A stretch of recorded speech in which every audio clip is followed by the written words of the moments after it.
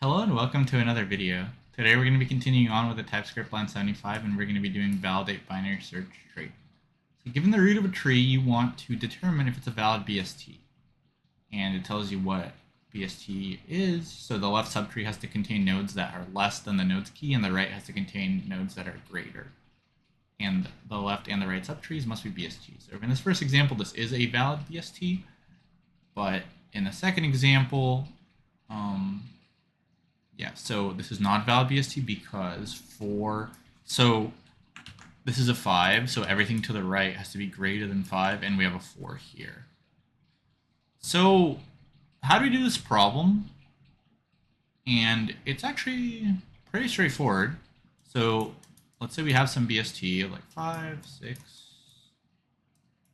we have like 7, maybe 9, we have some stuff over here, 4, 3. Let's just say we have like, so we have something like 2, 1 maybe, something like this. We have some BST. So it's actually really easy. All you have to do is for every single node, so at the root, so the root can have like any value you want, right? The root can be anything. So we're just going to initialize the left and right bound for the root to be -infinity and infinity. And then simply when we traverse, we can just update these left and right bounds, and then we just check if this is the value in the bounds, and if it is, then it's fine. So when we go left, we are going to initialize our right bound to be whatever value we have, so that'll be 5. And then our left value will stay whatever it was, so in this case, it'll just stay at -infinity. And so same thing here. So yeah, these are two values. We go left again, so it's going to be -infinity here and our right bound, -infinity and our right bound, -infinity and our right bound. So this should actually be a mistake. But yeah, you literally just keep. This should be 4 actually. 4, 3, 2. And similarly for the right, when you go right, what are the bounds supposed to be? Well, this value has to be greater than 5, so the left bound is going to be that 5, and then the right bound will be whatever the right bound was before, so it's going to be 5 infinity. Then when we go to the right, it has to be greater than 6, and then whatever the right bound was before, so 6 infinity. And then we go left from the 6, so now when you go left, like it showed before, the right bound is the node's value, and then the left bound is whatever the node's value was, so 6 and 5. And we just simply check, is our node between these values, and it can't equal them, right? Because you can't have equal values. You can't have like 5, 5. So we can just check for the 5, that's fine. Now we recursively check the left side. So here we say, okay, is the 4 between -infinity and 5? Yes. Is this true? Yes. Is this true? Yes. Is this true? Yes. So essentially, and then for a null node, you can just simply return true, right? So like here, we can just return true, and here we can return true as well. And so for a node to be a valid BST, we just have to simply check, is the right and the left valid BSTs, and is the node's value a valid BST? So when we recurse all the way down here, well, the right and the left are null, so those are fine, and then the node's value is a valid BST, it's in this range. So this would return true. We'll just mark true as green. We are going to pass that up to here. And now for the true, the right side is null, so that will just auto default to true. The left side is also true, and the value is also within the right range, so that will pass up true. Then the same thing for the 3. The right side is null, so that will auto default to true. So this is true, true. Same thing up here, true. And here. So now this side passes up true. Now we need to check the right side. So 6 is between 5 and infinity. That's fine. Now we need to recurse left. And so 7 needs to be between 5 and 6. It is false, right? So because it's false, this will return false. We can mark false with this. And then what about the rest of it? So 9 is true because, like I said, these null nodes are auto default true. But the problem is this will return false. And so in order for a node to return true, it has to match the right side has to be BST, the left side has to be BST, and its value has to be a BST. So for the 6, it is a BST, but this left side is false. So now 6 will return false. And then for the 5, because the right side is false, 5 will also return false. So you need 3 things, right? So you need node's value to be in the right range. and left side to be BST and right side to be BST. And that's pretty much it. And then all you have to do is to update these fields. So like I said, when you go left, whatever you feel, so we can write that down. If you go left, then the two fields become, right, whatever the left value was before and the node's value, right? These are the two like boundaries. And then if you go right, then the boundaries are node's value and the old right value that we had. And that's pretty much it. So you just keep checking, is the node's value in range, and recursively, are these in range as well? And that's it. So we have enough to code it now, and we are going to actually code it with recursion, and we're going to make a helper function. So we're just going to make a helper function. You can call it traverse. It will take a node that will be a tree node or null. And it will also take a left, which is a number, and a right, which is a number. And we will simply check if the node is null, then we were just going to default to true because null is always going to be fine. So if not node, we can return true. Now we need to check if the node's value is right. So we can say if node.val is either less than or equal to left, or node.val is greater than or equal to right, right? If it's not in bounds, then we will also return, so this needs to be a return, false. Then we need to check the left and the right side. So we can say if traverse node.left, and then remember, if you go left, what's the left going to be? It's going to be the old left and node.val. So if this is false, then we also return false. And the same thing for the right, right?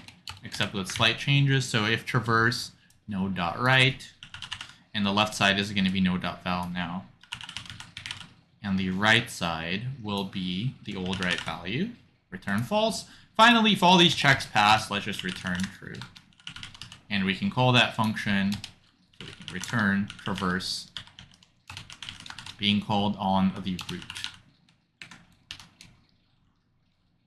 Let's see what we have here. Oh, right, we didn't specify an output, so we can say it returns a Boolean.